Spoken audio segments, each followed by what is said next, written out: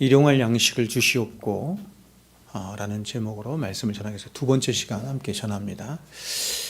자, 우리가 지난 시간에는 우리 주님이 우리에게 구하라 하신 일용할 양식이 무엇인가 하는 것을 살펴보았죠.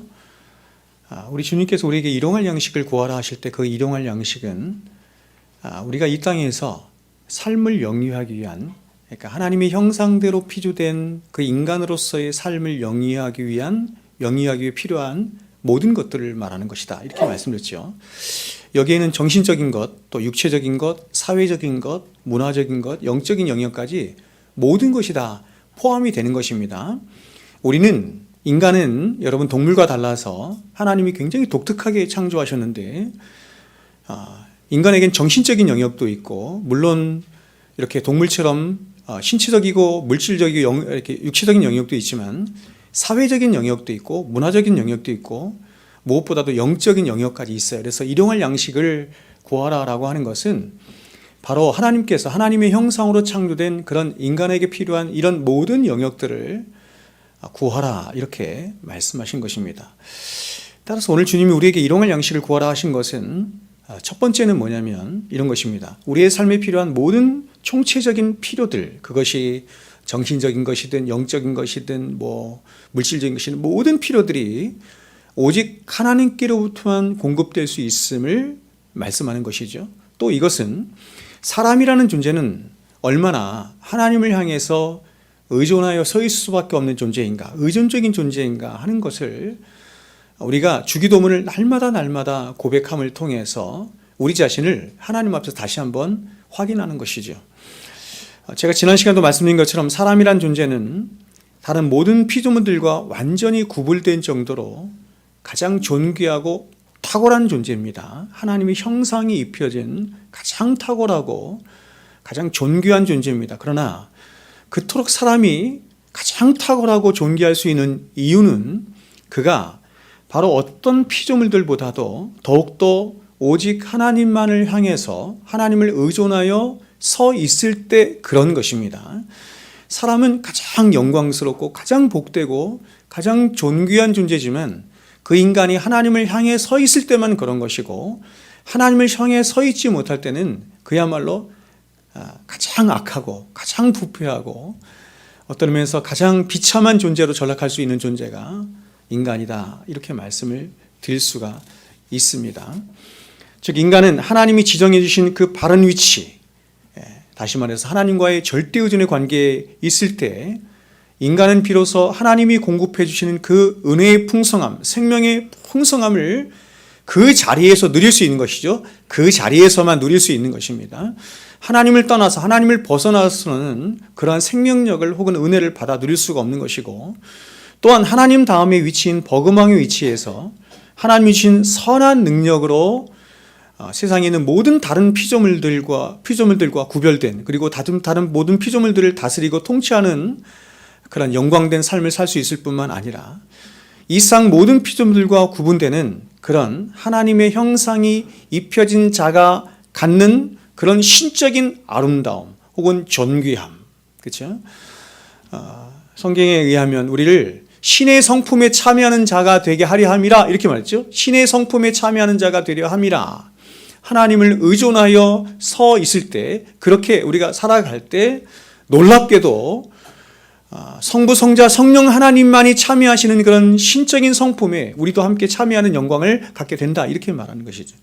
성경은 이러한 상태를, 이러한 인간의 상태를 성경이 뭐라고 말하냐면 바라크, 이렇게 말해요. 이게 복이다, 이렇게 말합니다. 성경이 말하는 복이 바로 이것입니다.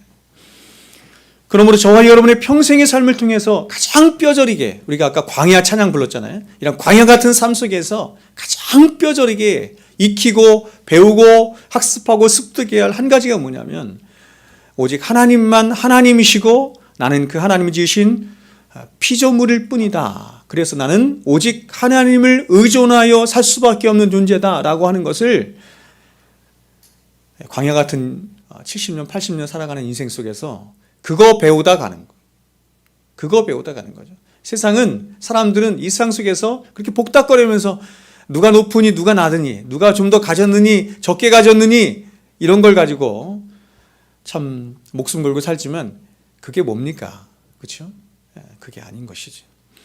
아담 안에 태어난 모든 인간은 바로 이 진리를 잃어버림으로 결국 모든 파멸과 고생과 형벌과 심판이 있는 그런 인생을 살게 되는 것입니다. 그러므로 우리는 절대로 아담이 범했던 그 죄요. 아담이 범했던 그 죄. 다시 말해서 우리 스스로가 하나님처럼 되고자 하는 그 모든 시도들을 우리는 벗어나야 하는 것입니다. 자, 여러분 물고기를 한번 생각해 보십시오. 물고기가 어느 때 가장 아름다워 보이고 가장 자유스러워 보입니까? 물고기는 호숫가나 강가에서 자유롭게 헤엄치며 살아갈 때 물고기 스스로도 가장 행복할 수 있고 가장 자유로울 수 있으며, 또한 우리가 볼 때도 그렇게 호수나 강가에서 헤엄치는 물고기를 볼 때 참 그 모습이 가장 좋아 보이고 아름다워 보이는 것입니다. 마찬가지로 여러분, 세상에 갇혀 있는 새는 절대로 행복할 수 없고 그 모습 또한 우리는 아름답다 이렇게 말하지 않습니다. 새는 창공을 홀홀 날아다닐 때 그 스스로도 가장 행복하고 자유로울 수 있는 것이며, 또한 우리는 그렇게 창공을 홀홀 날아다니는 새를 볼 때 참 좋구나, 아름답구나 이렇게 말하는 것이죠. 이처럼 여러분, 이 세상 모든 만물들은 하나님이 지정해 주신, 창조주이신 하나님이 지정해 주신 각자의 위치가 있는 거예요. 그래서 우리가 고린도전서 15장에서 말하는 것처럼 해는 해의 영광이 있어요. 해의 위치가 있고 달은 달의 위치가 있고 하나님이 지정해 주신 거예요. 별들에게, 달에게, 해에게 지정해 주신 거예요. 거기 있으라고. 산은 산의 위치가 있고 바다는 바다의 위치가 있는 것입니다. 물고기는 물고기가 있어야 할 위치가 있고 새는 새가 있어야 할 위치가 있는 것입니다. 그리고 그렇게 모든 피조물들이 하나님이 정해주신 각자의 위치에서 자신의 존재를 드러내며 자신의 존재적인 울림을 나타낼 때 성경은 그것을 좋다 이렇게 말합니다. 아름답다, 터브죠. 그래서 이렇게 창세기 1장을 보면 하나님이 세상을 창조하실 때 하나님은 당신이 창조하신 피조물들을 바라보시면서 좋다, 터브 이렇게 말씀하신 것입니다. 여기서 좋다라는 말은 아름답다 혹은 선하다라는 의미로, 이것은 하나님이 생각하시고 하나님이 계획하시고 창조주이신, 그렇죠? 창조주이신 하나님을 생각하시고 하나님이 계획하시고 하나님이 뜻하신 대로 하나님이 창조하신 그 창조물이 그대로 있다, 그대로 존재하고 있다라고 하는 의미예요. 그러므로 성경이 말씀하는 선은 존재의 목적과 그 존재 자체가 지금 일치하고 있을 때 그것을 선이다 이렇게 말하는 것입니다. 이것을 우리가 흔히 그냥 이렇게 사람이 하는 말로 하면 이렇게도 말할 수 있어요. 뭐뭐답다, 그렇죠? 뭐뭐답다, 목사답다, 성도답다, 사람답다, 이런 군인답다. 그것이 좋은 거예요. 그것이 선한 것이죠. 따라서 이것을 역으로 말하면 성경이 말씀하는 악은 바로 하나님이 지정해 주신 위치를 벗어나 있는 상태를 악이라고 하는 것입니다. 여러분, 이 시간 인간의 악한 모습들을 한번 떠올려 보십시오. 인간의 어떤 시기, 질투, 싸움, 사기, 살인, 전쟁 등등등, 이러한 모습들은 하나님이 인간에게 정해주신 모습이 절대로 아닙니다. 하나님이 기뻐하시는 모습이 아니죠. 그러나 여러분, 이러한 인간의 모습은 인간의 악한 모습의 단면일 뿐, 인간의 모든 악함의 본질, 성경이 말하는 이거 죄죠.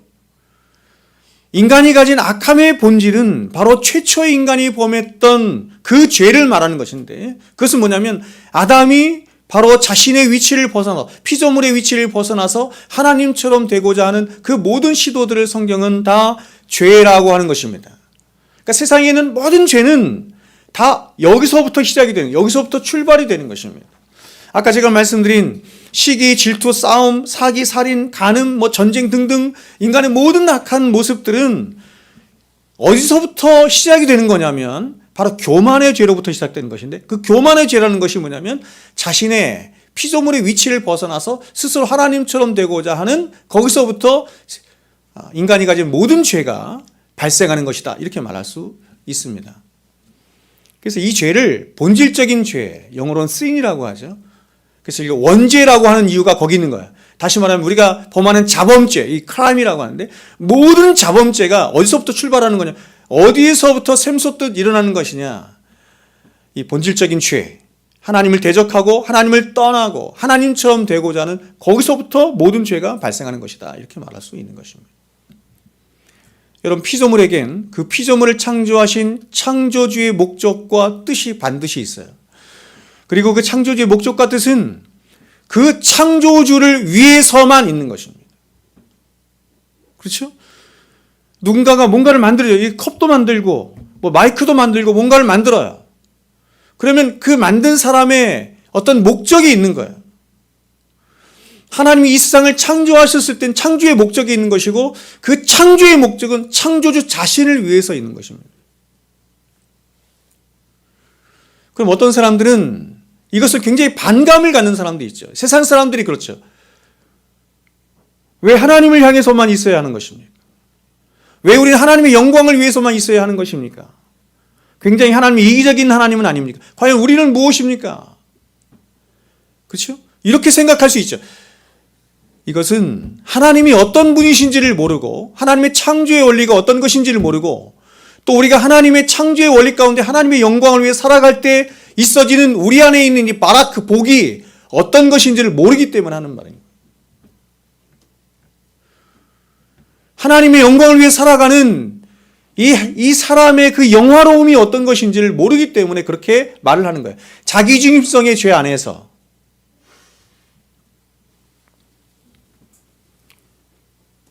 그러면 제가 조금 전에도 말씀드린 것처럼 저와 여러분이 이 세상을 살아가면서 가장 절실하고 뼈저리게 배워야 할 한 가지 사실이 뭐냐면, 그것만 배우다 가면 돼요. 하나님은 하나님이시고 나는 하나님 앞에 그저 흙이고 피조물에 불과한 존재이고, 더 나아가서 나는 하나님 앞에 씻을 수 없는 죄를 범한 죄인일 뿐입니다. 이거 배우다 가는 거예요. 그래서 내가 의지할 것은 하나님 그분밖에 없습니다. 오직 은혜죠. 오직 예수죠. 그래서 오직 은혜로, 오직 믿음으로, 오직 예수로 살아갈 때 그것이 바로 오직 하나님께 영광이 되는 삶을 살게 되는 것이죠. 우리가 세상에서 돈을 많이 벌어서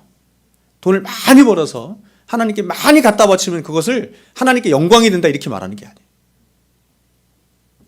세상에서 많이 출세해서 어떤 축구 선수가, 그렇죠? 축구를 잘해가지고 골을 딱 넣고 기도를 하면서 하나님께 영광 돌림, 이렇게 하면 하나님께 영광이 되는 게 아니에요.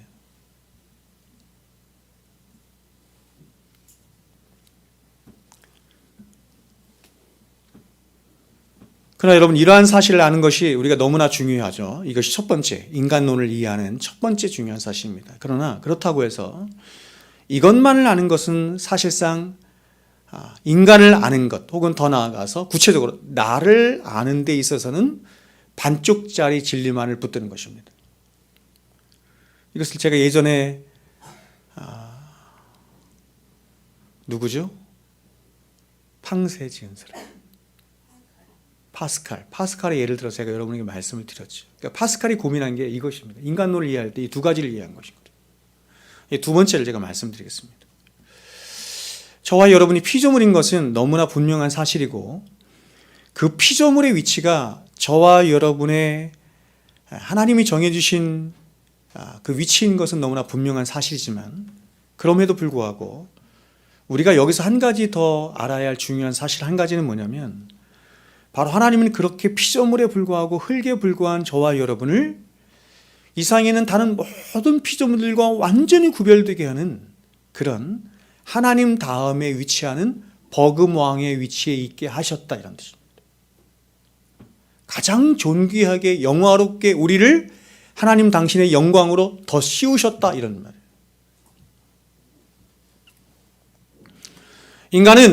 인간은 굉장히 악한 존재이면서도 어떤 면에서 인간은 하나의 피조물에 불과한 존재이기도 하지만, 그 인간은 세상 모든 피조물들과 완전히 구별될 만큼, 비교도 할 수 없을 만큼 가장 존귀한 존재가 바로 인간인 것입니다. 하나님은 저와 여러분을 다른 모든 피조물들과 구별되게 어떻게 창조하셨냐면, 육체와 영혼을 함께 지닌 존재로 창조하셨고, 그리고 그 안에 하나님의 형상을 입힌, 그래서 하늘의 천사와도 구분되는 가장 독특하고 특별한 존재로 피조하셔서 이 지상세계, 하나님이 창조하신 이 지상세계를 다스릴 수 있는 버금왕의 자리에까지 앉게 하셨습니다. 애들이 돌아다니지 않을 수 있도록 해주세요. 제가 설교하기가 어려워요. 그러므로 저와 여러분은 비록 하나님과 같은 신적인 존재는 아니지만 하나님이 주신 신적인 능력으로 하나님이 허락하신 온 세상 만물을 지배하고 다스릴 뿐만 아니라 마치 하나님처럼 그 모든 것들을 누리고 향유할 수 있는 특권까지도 하나님이 허락해 주신 것입니다.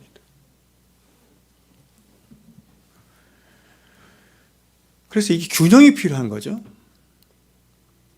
그러므로 인간은 오직 하나님 한 분만을 두려워하고 하나님 한 분만을 사랑하며 하나님 한 분만을 예배해야지, 하나님 다음에 위치해 있는 인간이 자기보다 높은 곳에 위치해 있는 분은 하나님밖에 없어요. 근데 자신보다 높은 곳에 위치해 있는 하나님은 하나님이시고 자기는 피조물이에요. 그래서 그 하나님 한 분만을 두려워하고 하나님 한 분만을 사랑하며 하나님 한 분만을 예배해야지, 혹시 다른 피조물들에게 우리가 굴복하거나, 여기에는 인간도 포함하는 것입니다. 인간에게 굴복하거나 인간을 위하거나 인간을 두려워하거나 다른 피조물들에게 굴복하고 예배하는 것은 하나님을 모독하는 것입니다. 하나님이 가장 미워하시는 것입니다. 그것을 우상숭배라고 해요.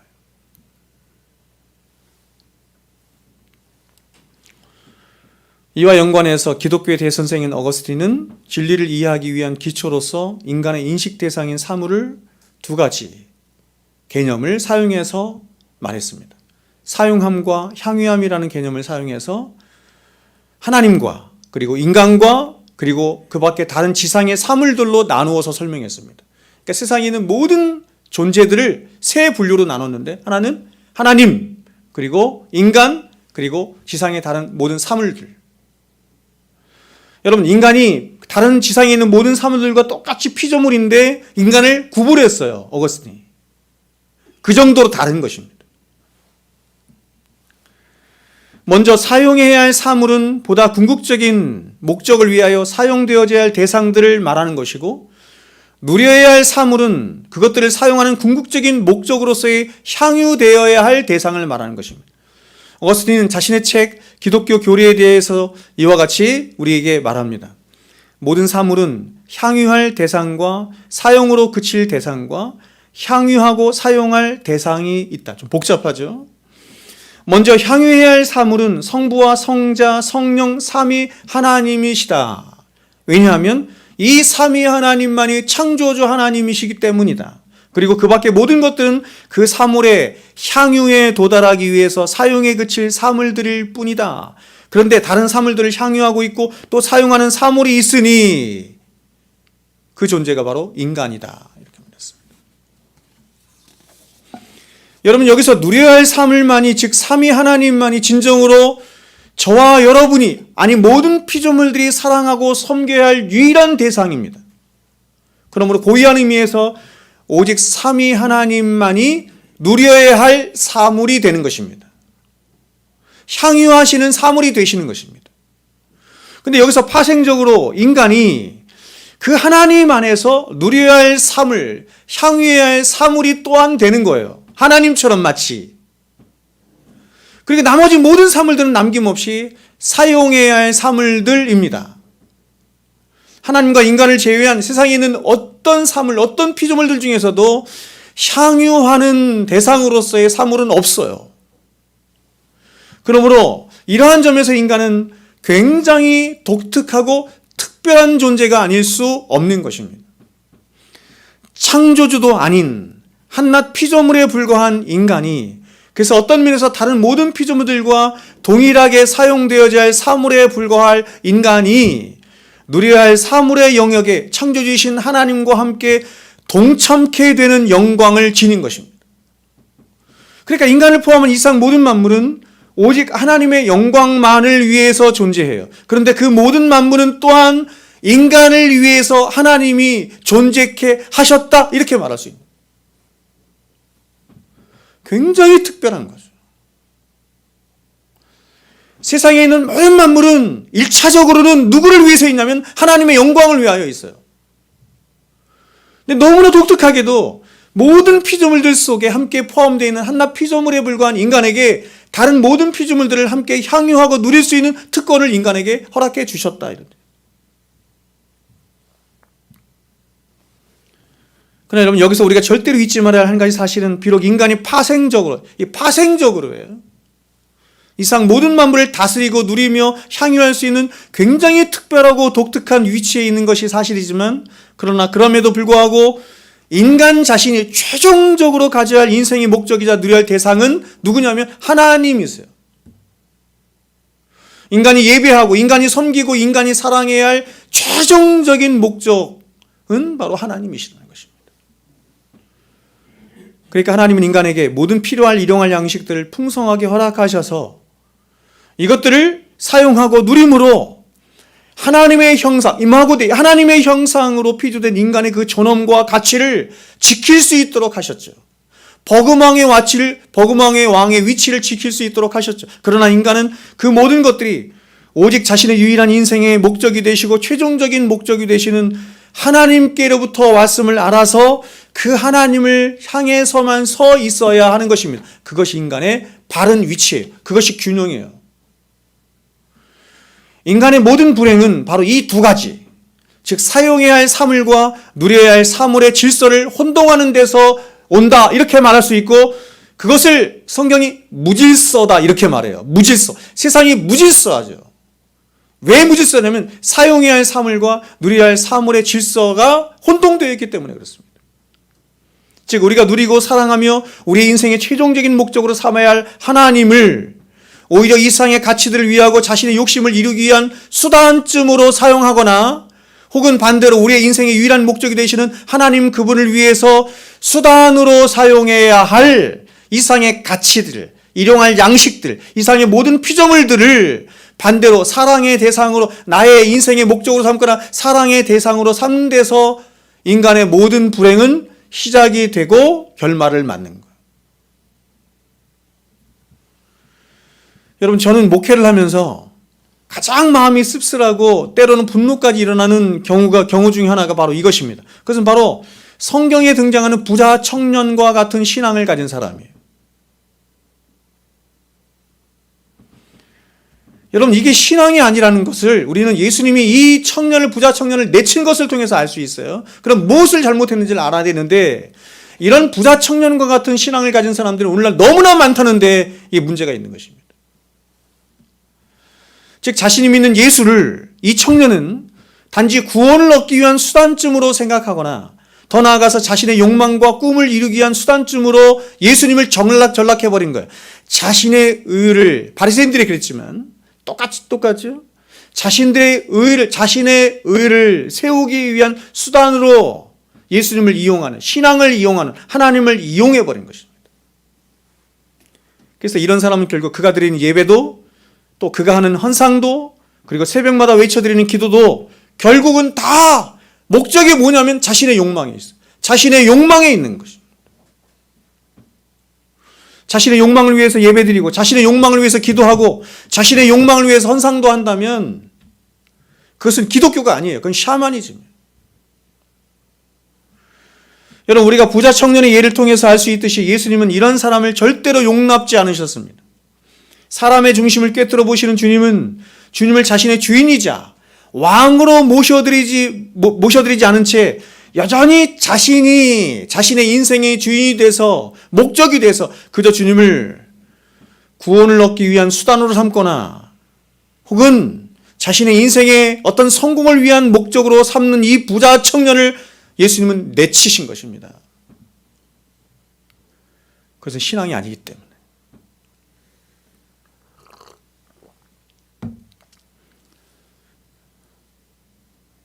제가 이 시간에 이 주제를 가지고 여러분에게 좀 말씀을 드리려고 말씀을 좀 많이 준비를 해왔는데 이 주제에 관해서는 제가 나중에 다시 말씀을 좀 드릴게요.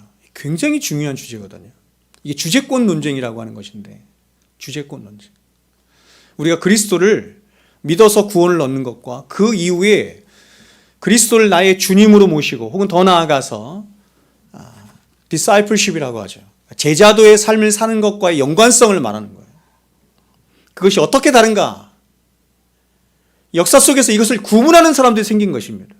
우리가 그리스도를 믿는 사람과 주제권을 인정하는 사람과 더 나아가서 이 discipleship, 제자도 가운데 살아가는 사람을 이렇게 구분시킨 것입니다. 성경은 한 번도 그런 적이 없는데 여기서부터 진리가 왜곡되고 복음이 왜곡되기 시작한 거거든요.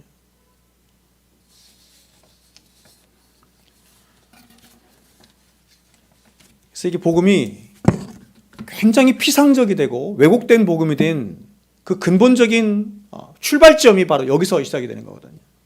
주제권 논쟁.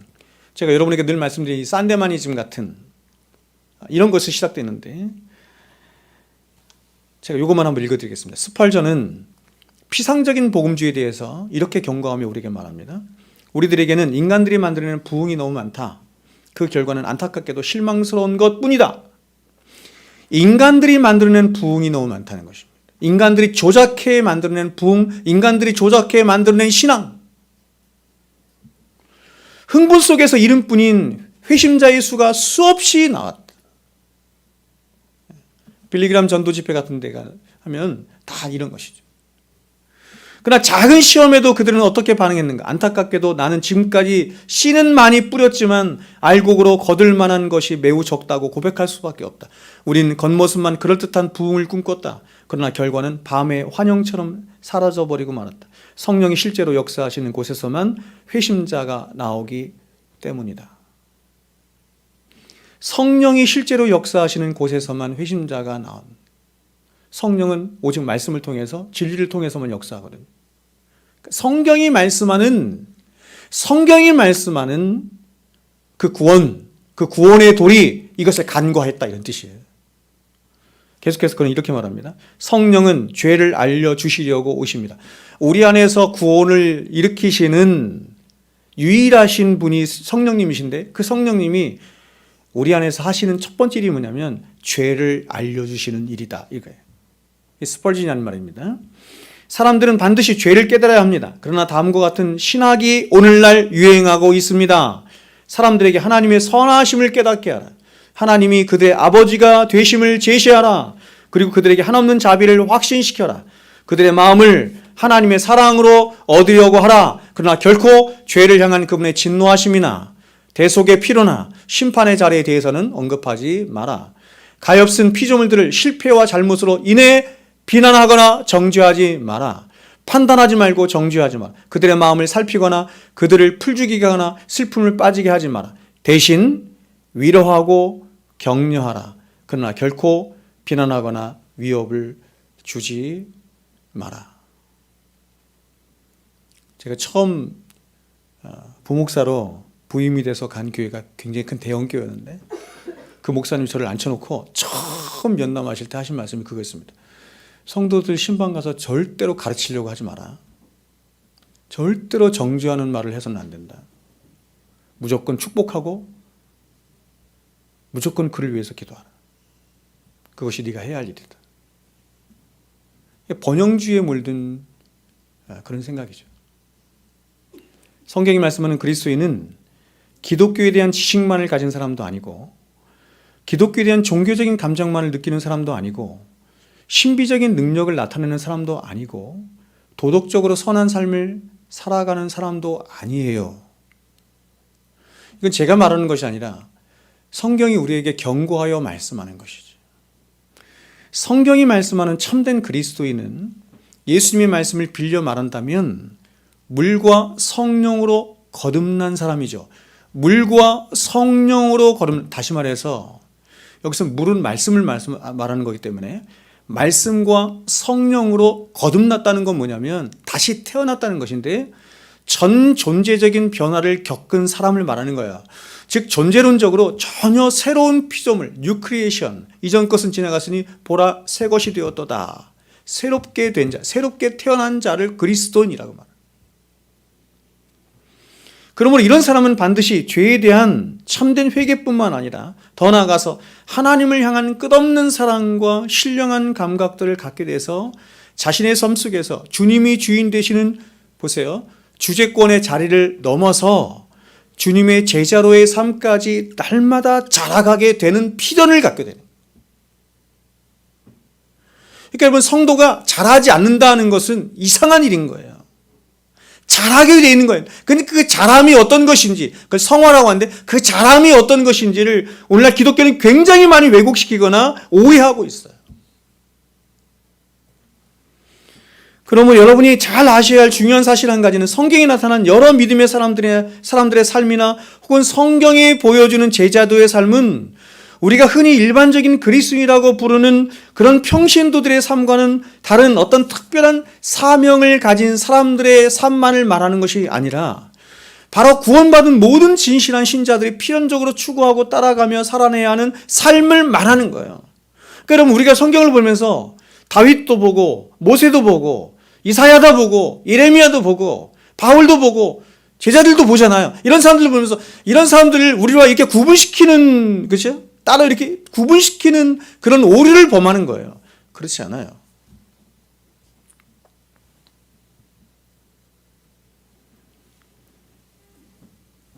자, 이것을 제가 다시 한번 다른 방향에서 한번 설명을 드려볼게요. 예를 들어서 히브리 11장에 나타난 모든 믿음의 사람들의 절대적인 한 가지 공통적인 본질이자 특징이 뭐냐면, 그것은 그들 모두가 예수 그리스도 안에서 물과 성령으로 거듭났다는 것입니다. 예수 그리스도의 십자가로 말미암아 그들이 물과 성령으로 거듭난 사람들이다, 이런 것이지. 한 사람도 예의 없이, 구약의 사람이든 신약의 사람이든 모든 사람은 다 예수로 말미암아 물과 성령으로 거듭난 사람. 물과 성령으로 거듭나지 않은 채로 그리스도인이 될 수 있는 방법은 성경은 없다, 이렇게 말을 해요. 그렇다면 그렇게 예수 안에서 물과 성령으로 거듭난 모든 신자들의 한 가지 특징이 뭐냐? 그것은 이것입니다. 모두가 다 믿음을 따라 살고 믿음을 따라 죽었다는 것입니다. 그래서 믿음이 중요한 거죠. 이 사람이 구원받은 백성이냐 그렇지 않느냐라고 하는 것을 가늠하는 가장 절대적인 기준이 뭐냐면 그가 믿음으로 살고 있느냐, 믿음으로 죽었느냐 하는 것입니다. 그렇다면 그들이 그렇게 믿음을 따라 살고 믿음을 따라 죽을 수 있었던 한 가지 비결이 뭐냐? 히브리서 기자는 그것을 이렇게 말합니다.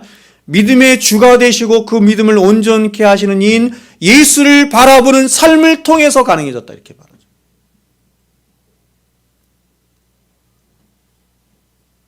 그러면 이걸 또 오해할 수 있는 것은 뭐냐면 이렇게 말하는 거죠. 그럼 이런 믿음의 삶을 살 수 있는 비결은 우리의 믿음의 주가 되시고 우리를 온전케, 그 믿음을 온전케 하시는 예수를 바라보는 삶에 있어요. 그러면은 우리가 이 땅에서 가져야 할 성도의 최고의 의미가 그거군요. 그렇게도 말할 수 있겠지만 더 본질적인 의미는 그런 것이 아니라 바로 우리 안에 중생을 통해서 갖게 된 생명이 바로 우리 안에서 끊임없이 우리의 평생의 삶을 통해서 믿음의 주가 되시고 우리를 온전케 하시는 예수를 바라보게 하는 그 일을 한다. 누가요? 우리 안에 있는 생명의 믿음이 그 일을 한다, 이런 뜻이죠.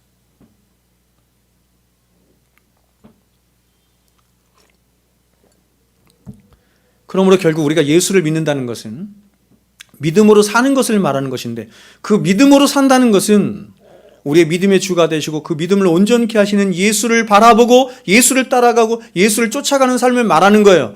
그리고 그렇게 예수를 믿고 예수를 따라가는 삶을 한마디로 말하면 그것을 제자도의 삶이라고 말하는 거예요.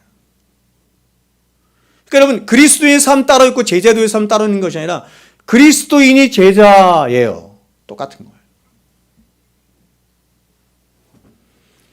그러므로 결국 성경이 말씀하는 모든 진실한 그리스도인은 예수를 바라고 예수를 따라가며 예수를 쫓는 그런 제자도의 삶을 살아가는 자를 그리스도인이라고 하는 것입니다.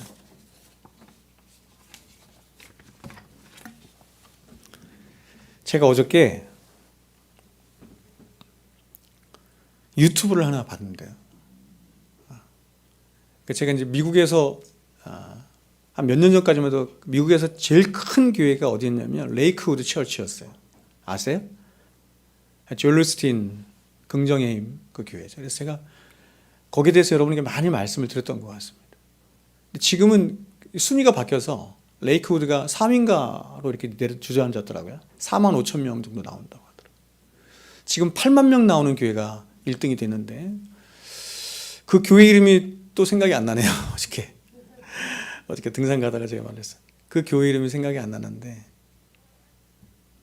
그 교회에 관해서 이렇게 동영상이 나왔습니다. 그 교회를 이렇게 홍보하는 동영상. 실로 놀라웠습니다. 그 교회가 미치는 영향력은 정말 실로 놀라웠습니다. 미국뿐만 아니라 전 세계에 영향력을 미치는 그런 교회였는데 한 8만 명 정도 나온다고 해요. 그런데 제가 그 동영상을 보면서 참 기가 막혔던 것은 뭐냐면 처음부터 끝까지 그 교회를 소개하고 그 교회를 이야기하는 그 동영상이었는데 처음부터 끝까지 예수는 한마디도 안 나왔어요. 예수라는 이름은 하나도 나오지 않았습니다. 조엘 오스틴 그 레이크우드 처치하고 거의 같은 맥락인데, 그렇죠? 어떻게 하면 사람들을 행복해하고, 어떻게 하면 사람들을 기쁘게 해주고, 어떻게 하면 사람들을 만족해 해줘. 그런 것으로 모든 것이 다 도배가 되어 있어요. 교회가 존재하는 목적은 사람을 위하여 있지 않다는 사실을 알아야 돼요. 이걸 마케팅 교회라고 해요. 교회는 하나님의 영광을 위해서 존재하는 곳입니다. 그러니까 원래 그런 게 다 각광을 받는 거예요. 그런 게 다 각광을 받고 그런 걸 좋아하고 그런 걸 따라가고. 저는 오늘 주님이 말씀하신 이 일용할 양식에 대해서 우리가 빠질 수 있는 두 가지 극단적인 오류에 대해 살펴보고, 그렇다면 우리가 일용할 양식에 대해서 가져야 할 성경적인 관점은 무엇인지 함께 말씀을 살펴보고 오늘 설교를 마치겠습니다. 먼저 이 일용할 양식에 대해서 잘못 가질 수 있는 첫 번째 오류는 이것입니다. 극단적 금욕주의입니다. 역사 속에 이러한 해석을 가진 가장 대표적인 사람들이 있었는데 바로 4세기부터 생겨나기 시작한 수도원자들이 바로 그들입니다. 이들은 기독교가 추구하는 바른 신앙생활을 극도의 금욕과 절제를 통해서 이루어진다 이렇게 생각했습니다. 지금도 이런 사람이 있죠. 그러나 이러한 생각은 인간의 육체를 비롯한 모든 물질은 악하고 오직 인간의 정신과 영혼만이 선하다, 이렇게, 이걸 이원론이라고 하죠. 이렇게 본, 여러분 들어보셨습니까? 스토이시즘이나 플라톤 철학과 같은 그리스 철학이나 혹은 초대교회 이단이었던 영지주의 같은 신비주의의 영향을 받은 것으로 전혀 성경이 말씀하는 바가 아니에요. 여러분, 기독교인들 중에서도 제가 여러분에게 문화관을 이야기할 때도 세 가지 문화관이 있다 그랬죠? 그렇죠? 하나는 분리주의적 문화관이 있고, 또 하나는 무슨 문화관이 있죠? 세상을 바라보는 문화관이. 변혁주의적 문화관이 있고, 우리가 추구해야 될 것은 이 두 가지가 아니고 뭐예요? 보존주의적 문화관, 세계관이라고 했죠. 두 나라 백성을 살기 위해서. 기억나시죠? 근데 그리스인들 중에는 사실은 이 보존주의적인 신앙을 가진 사람은 굉장히 소수에 불과하고, 이게 성경적인 문화관인데, 오히려 분리주의적인 신앙관을 가진 사람이 굉장히 많고, 옛날에 굉장히 많았죠. 우리 부모님 세대 굉장히 많았죠.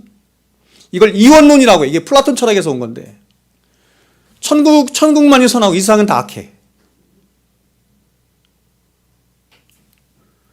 정신과 영혼은 선한데 우리의 육체는 악해. 이게 이원론이란 말이에요. 그러니까 이런 생각을 가진 사람이 있었고, 또 하나는 변혁주의적인 세계관이 있어요. 그래서 창조, 타락, 그 다음에 창조, 타락, 구속, 회복인데, 창조, 타락, 구속, 회복으로 봐야 되는데 네 가지로 보지 않고 창조, 타락, 구속으로 보는 거예요. 그래서 이 세상, 타락한 이 세상을 그리스도인들이 나아가서 이것을 고치고 새롭게 할 사명을 가진 것으로 말하는 것이 변혁적인 세계관이에요. 둘 다 아니거든요. 근데 아까 말씀드린 첫 번째가 바로 이 이원론이에요. 분리주의적 세계관이에요. 그래서 여기서 나온 게 뭐냐면 금욕주의라는 것입니다. 그래서 이런 금욕주의를 따르는 사람들은 육체를 악한 것으로 생각하고 육체를 영혼의 감옥이라고 생각해서 그런 육체를 학대하고 고행해서 높은 신앙의 경지에 이를 수 있다라고 생각했습니다. 그래서 이런 금욕주의를 따르는 사람들은 육체로 느낄 수 있는 모든 쾌락과 즐거움들을 죄악시 여기기까지 한 것입니다. 그래서 예를 들어서 이들은 음식을 먹고 그래서 그 음식을 통해서 맛을 느끼고 또 행복을 느끼는 것 자체를 그것을 죄악이다 이렇게 말한 거예요. 요즘 카페가 유행이죠. 카페가 요즘은 빵이 없으면 되지 않죠? 굉장히 맛있는 아메리카노 한 잔하고, 그죠? 달달한 빵과 함께 먹는 그 한 끼의 그 간식, 그죠? 행복감을 느끼죠. 근데 이런 것들을 금욕주의자들은 죄악이다 이렇게 생각한 것입니다. 그래서 어떤 수도사들은 일평생 익히지 않은 곡식을 날로 씹어 먹었고 어떤 수도사들은 음식을 먹을 때마다 음식을 통해서 나는 쾌락을 느끼면 안 돼. 이것은 하나님 앞에 죄야 라고 생각해서 음식에 죄를 뿌려 먹기도 했습니다. 수도사들이 그랬어요. 여러분 이들이 얼마나 음식이 가져올 수 있는 탐심에 대해서 경계를 하였는지 이들은 아예 탐식을 죽음에 이르는 7가지 죄의 목록에 포함시켰습니다. 그러니까 우리가 멸망에 이를 수 있는 죽음에 이를 수 있는 7가지 죄가 있는데 그 중에서 하나가 뭐냐면 탐식이다. 음식에 대한 이 탐심이다 이렇게 말했어요. 또 이들은 결혼에 대해서 말할 때도 결혼이라는 것은 인간의 성적인 욕망을 채워주는 도구가 되기도 하고 또 하나님과 깊은 곳으로 들어가는 데 방해가 되는 것이 바로 이 결혼일 수 있기 때문에 결혼은 가급적 해서는 안 된다. 혹시 결혼을 한다 해도 자손을 낳기 위한 수단 이외의 부부관계를 가져서는 안 된다 이렇게 말했습니다. 그래서 이러한 수동적인 전통으로 인해서 카톨릭의 신부들이나 수녀들이 결혼을 하지 않은 채 독신으로 살아가게 된 것입니다. 그러나 여러분 결혼이라는 것은 인간이 타락하기 이전에도 이미 있었던 하나님이 세우신 거룩한 제도죠. 거룩한 제도일 뿐만 아니라 하나님께서 이 결혼이라고 하는 제도를 세우신 가장 궁극적인 목적을 에베소 6장에서 우리에게 말하는데 그것은 그리스도와 교회의 관계를 이 결혼이라고 하는 제도를 통해서 말씀하기 위함이다. 이렇게 말합니다. 그러니까 성경은 결혼이라고 하는 제도 자체를 굉장히 신성시 여기는 것이고 결혼이라고 하는 제도, 부부관계를 통해서 궁극적인 가르침을 하나님께서 우리에게 보여주시기 위함인 것이죠. 마찬가지로 음식이라고 하는 것 또한 하나님이 우리 인간들에게 주신 일반 은총의 선물 가운데 하나입니다. 이와 연관해서 전도서는 이렇게 우리에게 말합니다. 전도서 3장 13절에 사람마다 먹고 마시는 것과 수고함으로 낙을 누리는 그것이 하나님의 선물인 줄도 또한 우리가 알았도다. 수고함으로 낙을 누리고 하나님께서 일용할 장식들을 맛있게 먹고 음식들을 먹는 것 그것이 하나님 주신 귀한 선물 중에 하나다 이렇게 말합니다. 또 성경은 하나님이 백성들에게 베풀어 주신 사랑을 이렇게도 표현했습니다. 그 기름진 것과 오래 저장하였던 포도주 이렇게 말했어요. 음식을 통해서 하나님께서 우리에게 공급해 주시는 것을 하나님이 우리를 사랑하시는 사랑의 표현으로 성경이 말씀하는 거예요. 여러분 성경은 금욕주의자들의 생각과 달리 우리 인간이라는 존재는 영혼과 육체가 하나 된 하나의 인격체로 창조되었으며 또 그 인격 안에 하나님의 형상이 지난 시간 제가 말씀드렸죠? 육체에도 심겨져 있고 영혼에도 심겨져 있는 거예요. 하나님의 형상이 심겨졌다는 것은 영혼에만 심겨져 있는 것이 아니고 육체에도 심겨져 있는 것입니다. 그러므로 이것은 인간의 영혼만이 선한 것이 아니라 인간의 육체 또한 선하고 귀한 것임을 성경은 말씀하는 것입니다. 그러므로 이 육체가 가지는 기본적인 욕구인 춥고 배고프고 덥고 고통스러운 모든 욕구들은 절대로 악한 것이 아니라 하나님의 형상이 입혀진 우리 육신을 하나님께서 우리로 하여금 보존하도록 하기 위해서 보호하도록 하기 위해서 하나님 우리 육신에 정하신 축복의 장치들인 거예요. 이것을 잘 설명해 주는 책이 있어요. 그 책이 뭐죠? C.S. 루이스의 고통의 문제라는 책입니다. 그렇죠? 하나님이 우리에게 왜 고통을 주시느냐, 특별히 육체의 고통을 주시느냐, 이 육체의 고통을 통해서 하나님께서는 우리의 이 귀한 하나님의 형상으로 피조된 우리의 육체를 보존하시기 위함이다. 여러분, 암이 걸렸는데, 큰 병이 걸렸는데 아프지 않아요. 아프다는 것은 신호를 보내는 거죠. 문제가 있다는 것입니다. 근데 신호를 보내지 않는다고 한다면 망하는 거예요. 죽음으로 가는 것입니다.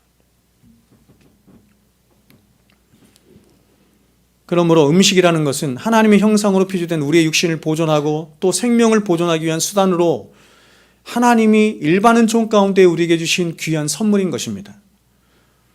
그리고 음식마다 어떤 고유한 맛을 주신 것과 또한 사람으로 하여금 이 음식들을 더 맛있게 먹을 수 있도록 지식을 주셨죠.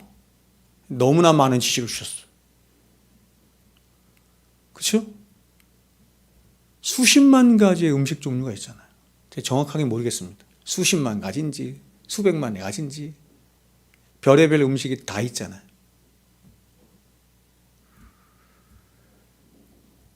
동물의 왕국 이런 데 보면 사자나 치타나 이런 데가 지금 잡아먹잖아요. 걔네가 요리해 먹는 거 봤어요? 아니잖아요. 돼지가 요리해 먹는 거 봤어요? 그런 거 없잖아요. 인간은 온갖 수많은 방법을 가지고 요리를 해 먹습니다. 참 놀랍지 않습니까? 하나님이 인간에게 그런 요리를 해 먹을 수 있는 지식을 주신 거예요. 지식을. 제가 말씀드렸죠? 세상에 있는 어떤 동물도 이렇게 집을 짓고 살지 않아요. 이런 집을 지을 수 없어요. 이런 집을 지을 수 있도록 하나님이 지식을, 건축학이라고 하는 지식을 하나님이 인간에게 주신 거예요. 그래서 이렇게 음식마다 어떤 고유한 맛을 주시고 또 사람으로 하여금 음식을 더 맛있게 먹을 수 있도록 지식을 주신 것은 우리로 하여금 이 음식물들을 충분하게 맛있게 충분히 섭취하도록 해서 하나님이 주신 이 육체, 이 귀한 육체를 건강하게 유지할 수 있도록 할 뿐만 아니라 삶의 활력소까지 가질 수 있도록 하나님께서 그렇게 우리에게 선물로 주신 거예요.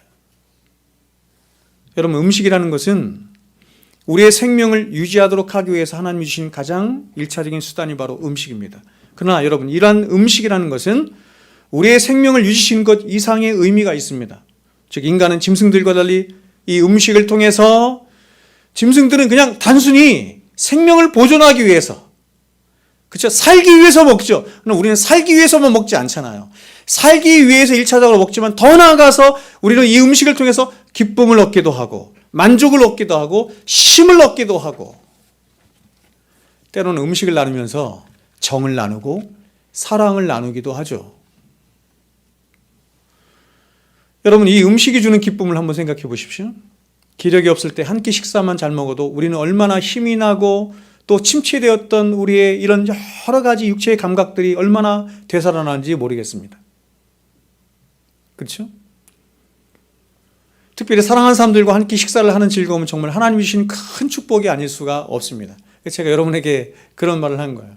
그리스도인에게 하나님이 주신 최고의 축복 중에, 행복 중에 하나가 뭐냐면 예수를 믿는 사람들과 함께 맛있는 음식 먹으면서 예수 얘기하는 것이다.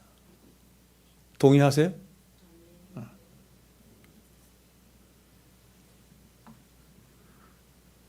그래서 하나님은 우리가 이 음식을 섭취할 때 단순히 우리의 미각뿐만 아니라 우리의 시각, 촉각, 후각, 그리고 청각까지 다 동원해서 이 음식을 음미하도록 하신 것입니다.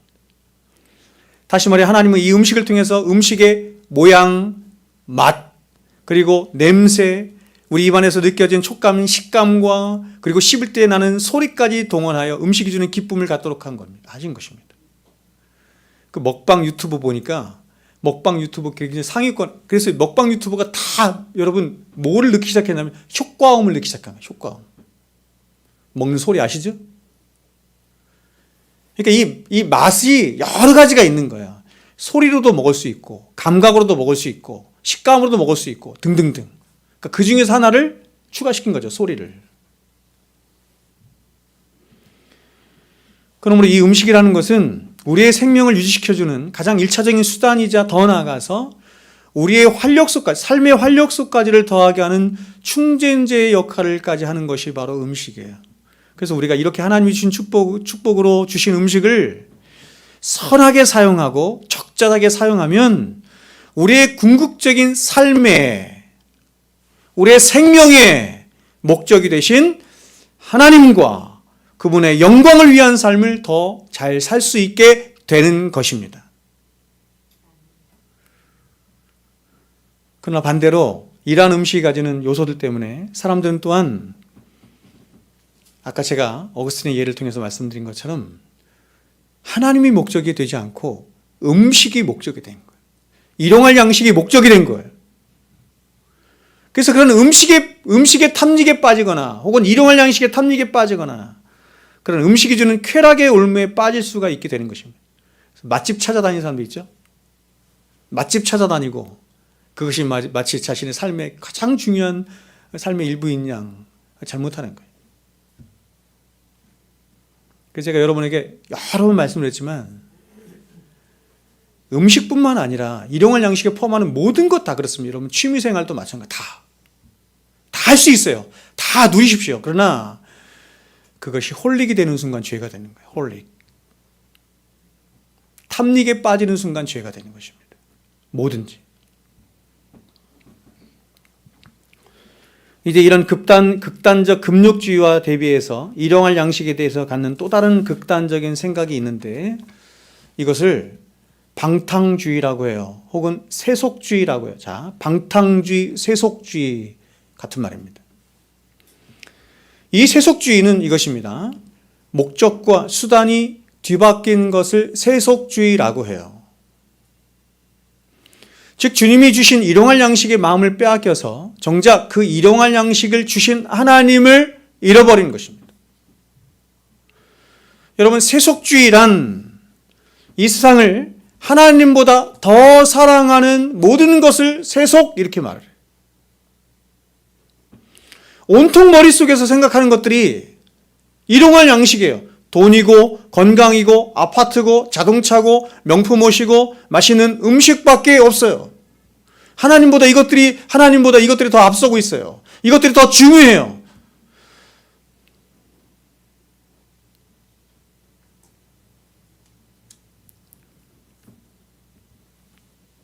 그래서 사람들은 내 집 마련을 위해서 하나님은 머릿속에서 까맣게 잊어버린 채 죽을 똥, 살 똥, 일만 하며 사는 것입니다. 일이라고 하는 것은 하나님이 인간에게 부여하신 최고의 선물 중에 하나예요. 일이라고 하는 것은 굉장히 거룩하고 좋은 것입니다. 근데 하나님을 잃어버린 채 자신의 또 다른 어떤 목적을 위해서, 자신의 욕망을 위해서 일에 몰두하는 것은 죄예요.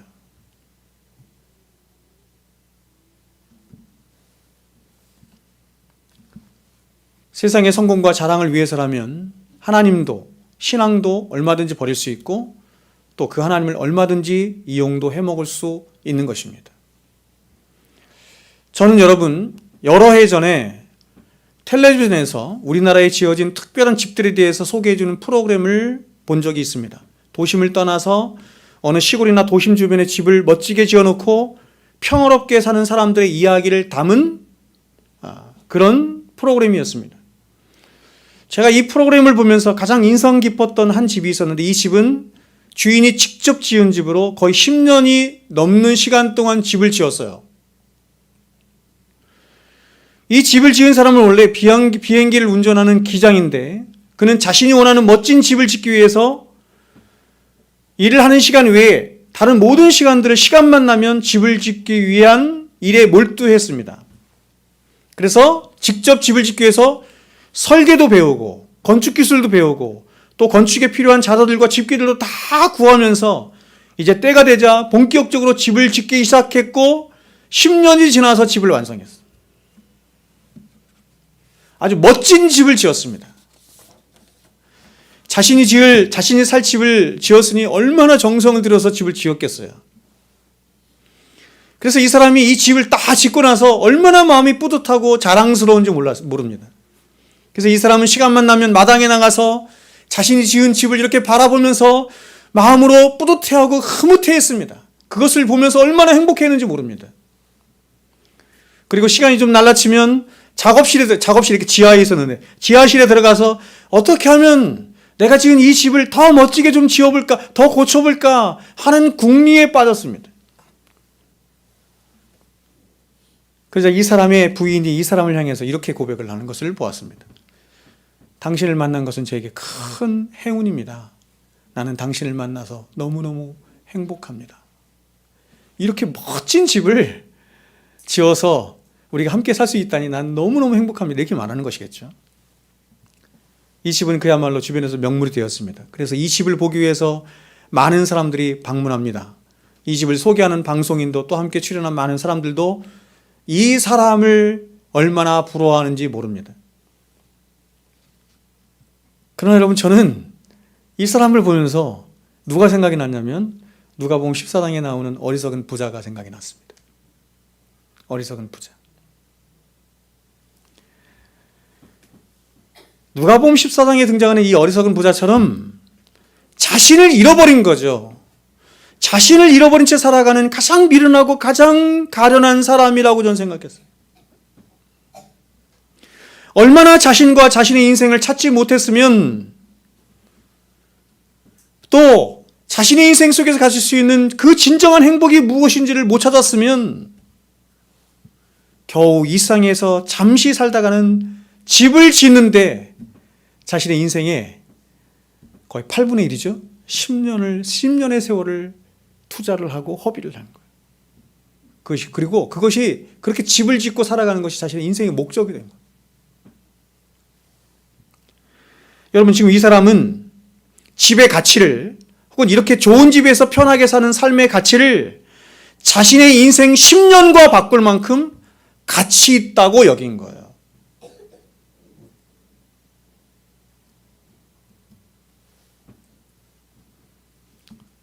여러분, 저는 집을 하나님이 허락하시면 집을 분양도 받을 수 있고 살 수 있다고 생각해요.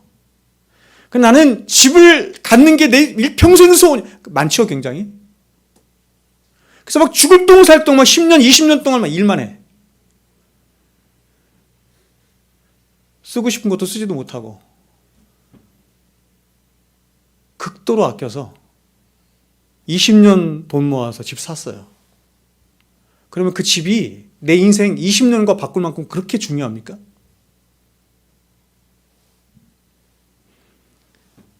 이 사람은 자신의 인생의 최고의 행복은 이렇게 멋진 집을 지어놓고 이런 멋진 집에서 가족들과 함께 행복하게 사는 것에 있다고 생각하는 것이고 그 이상의 인생의 의미는 그가 찾지 못하는 것입니다.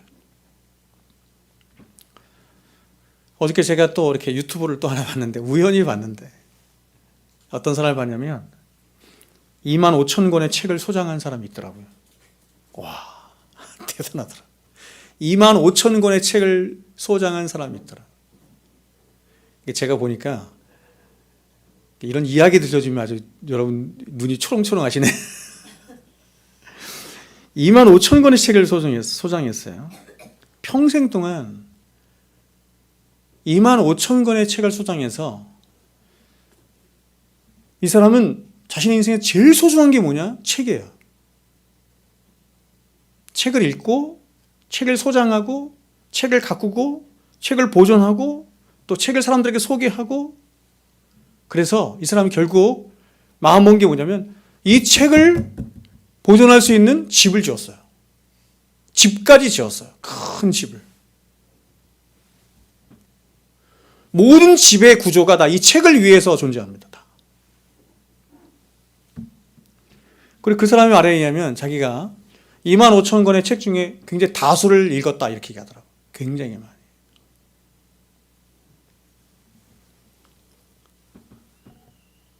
그래서 제가 그 장면을 보면서 어떤 생각이 들었냐면 25,000권의 책을 소장하고 있고 2만 권의 책을 읽었어도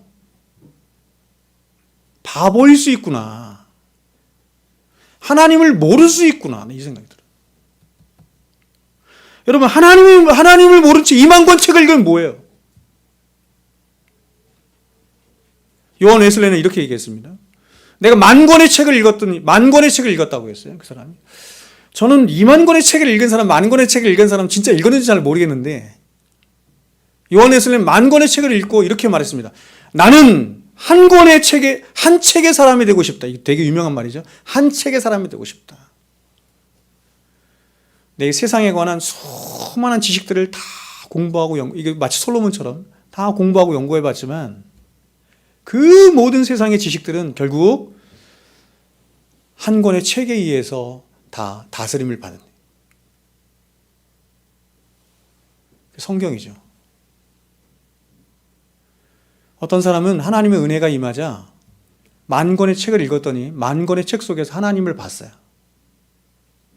어떤 사람은 20,000권의 책을 봤는데도 인생의 본질도 못 보고 인생의 본질이 되신 하나님도 못 찾는 거예요.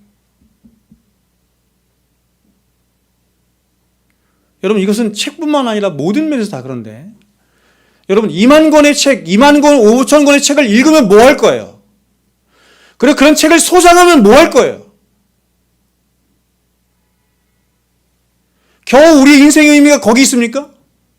더 나아가서 기업인들 한번 봅시다. 옛날에 제 친구가 저한테 이렇게 말을 하더라고요. 중소기업을 하는 친구인데 아버지 회사를 물려받아서 하는 친구인데 이렇게 얘기하더라고요. 자기 평생의 꿈이 하나 있다는 거예요. 우리나라 1000대 기업에 한번 들어가 보는 거래요. 1000대 기업에. 제가 그 친구한테 얘기는 안 했지만 이렇게 얘기해요. 속으로 그렇게 얘기해요. 1000대 기업에 들어가서 뭐 할 건데? 여러분 1000대 기업에 들어가서 뭐 할 겁니까? 예전에 이런 일이 실제로 하나 있었는데요. 고등학생 하나가 자살을 했어요. 자살 왜 했는 줄 아세요? 이 아이가 고등학교 때, 중학교 때, 고등학교 때 계속해서 이제 하나의 목표를 두고 살았어요. 그 목표가 뭐냐면 서울대학교 가는 목표를 두고 죽을똥살똥 공부만 했어요. 그래서 서울대를 갔습니다. 서울대를 가고 나서 생각하기를 내 인생의 목적은 무엇인가? 이제 인생의 목적을 이뤘는데 내 인생의 목적은 서울대 가는 것이었는데 인생의 목적을 이루고 나니 자신이 살 이유가 없더라는 거예요. 그래서 자살했어요. 이거 실제로 있는 일이에요.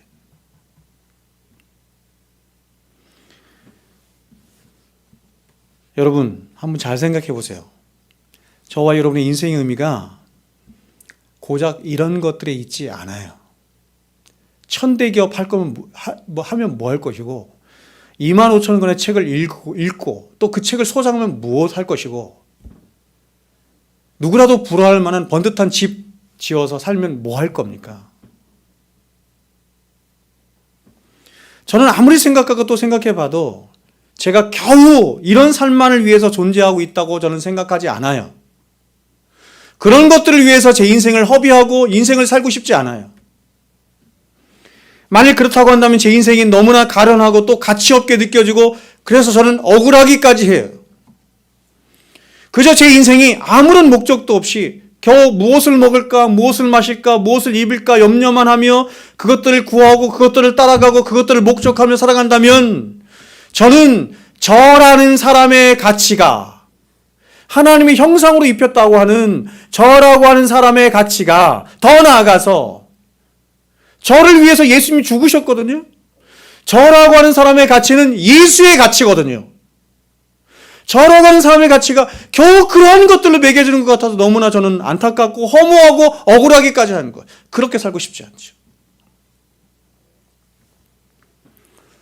여러분 저는 단 한순간을 살아도 정말 사람답게 살아야 한다고 믿는 사람입니다.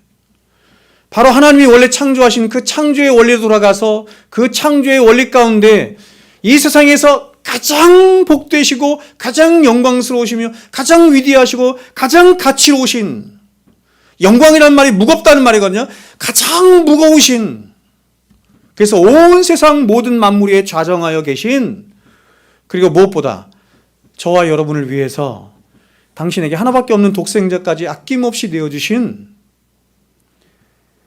감히 이 입술로 담을 수 없는, 생각에 담을 수 없는 그 위대하신 하나님과 그 하나님의 영광을 위한 삶에 저를 드리며 살고 싶어요. 그게 지혜로운 거 아니겠어요? 어느 게 더 가치로운지, 어느 것이 더 무게가 있는 것이 무거운 것인지, 어느 것이 더 영광스러운 것인지 생각해 보시라고. 하나님은, 우리가 믿는 하나님은 우주보다도 무거우신 분이에요. 우주보다도 가치로우신 분이에요.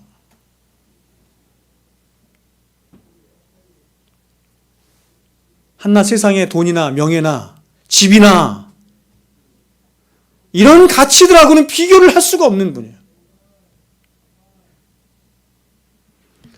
예수님의 말씀에 의하면 우리의 목숨이 음식보다 귀하며 몸이 의복보다 귀하다 하셨습니다. 보세요. 우리의 목숨이 음식보다 귀하며 몸이 의복보다 귀하다. 이것은 우리가 음식이나 의복을 위하여 있지 않고 음식이나 의복이 우리를 위하여 있음을 말씀하신 것입니다. 세상에 있는 모든 피조물들이, 일용할 양식들이 우리를 위하여 있다는 것을 말씀합니다. 그렇다면 그런 우리는 누구를 위하여 있어야 하겠습니까? 바로 온 우주 만물의 주인 되신 하나님을 위하여 있어야 하는 것이 마땅한 것입니다. 여러분, 이것은 무엇을 말하는 것입니까? 그것은 저와 여러분이 하나님이 우리에게 주신 모든 것들의 최종적인 소비자가 되신다는 것입니다. 최종적인 소비자가 누구냐? 하나님이세요. 이 세상은 다 인본주의로 가득한 세상이라 최종적인 소비자가 인간이라고 생각해요. 아니에요, 여러분. 하나님입니다. 우주의 중심에 인간이 있는 것이 아니고 우주의 중심에 하나님이 계신 것입니다. 우리의 인생의 주인도, 생명의 주인도 하나님이세요. 하나님은 일용할 모든 양식들을 저와 여러분에게, 하나님의 형상으로 비춰된 저와 여러분에게 풍성하게 넘치도록 다 주셨지만, 그래서 그 모든 것들을 풍성히 누리도록 그렇게 하셨지만, 그러나 우리가 그 모든 것들을 사용하고 누리는 것은 바로 우리의 인생의 유일한 목적이 되신 하나님과 그분의 영광을 위하여 살도록 그렇게 주신 것입니다. 그러므로 여러분, 하나님의 선한 청지기, 그렇죠? 선한 청지기로 부름받은 저와 여러분은 자주, 그리고 반복적으로 그런 우리 자신들을 돌아보아야 하는 것이에요. 돌아보지 않으면 우리 안에 있는 자신이, 우리 안에 있는 이 죄된 욕망이 끊임없이 우리를 자꾸 하나님의 자리에 올려놓으려고 해요. 자꾸. 우리가 예수를 믿고 구원을 받은 하나님 백성이 되어서도 우리 안에 있는 죄가 하는 일이 그거예요. 죄의 목적이 그거예요. 하나님의 자리에 우리를 자꾸 가게 하는 거예요.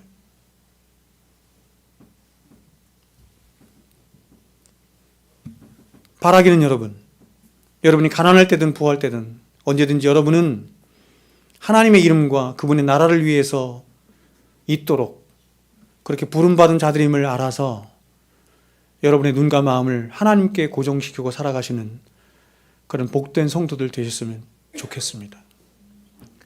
자녀들에게도 그렇게 가르치게 돼요. 자녀들에게도.